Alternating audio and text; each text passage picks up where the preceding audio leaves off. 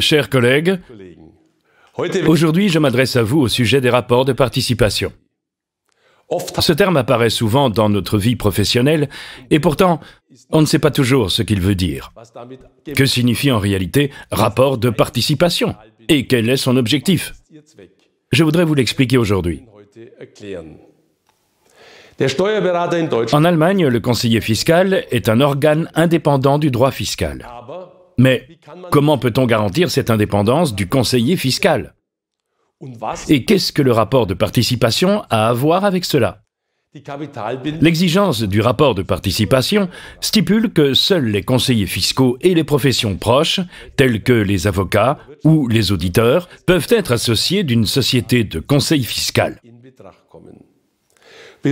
Les investisseurs commerciaux extérieurs à la profession sont exclus d'une telle participation. Que veut-on empêcher avec cela? Sans rapport de participation, les conseillers fiscaux pourraient devenir le bras étendu des compagnies d'assurance ou des fournisseurs de fonds, par exemple. Et le résultat serait clair, un investisseur extérieur à la profession aurait d'abord en tête un bon rendement et pas nécessairement le bien-être de ses clients. Je vous l'explique avec un exemple. Une banque, qui serait copropriétaire d'une société de conseil fiscal, insisterait pour recommander aux clients les produits d'investissement de cette banque, même si le produit d'un autre fournisseur serait plus favorable pour le client. Cela compromettrait non seulement l'indépendance du conseil fiscal, mais aussi le meilleur conseil possible dans l'intérêt du client.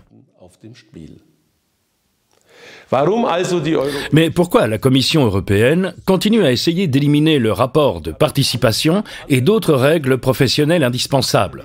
Cela reste un mystère. Même la CJE reconnaît dans une jurisprudence constante que la protection des consommateurs constitue une raison impérieuse du bien public qui peut justifier une restriction à la libre prestation des services.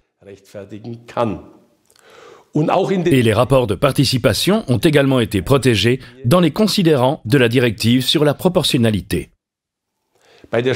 Quant au conseil fiscal, le client doit être au centre de l'attention, et personne d'autre.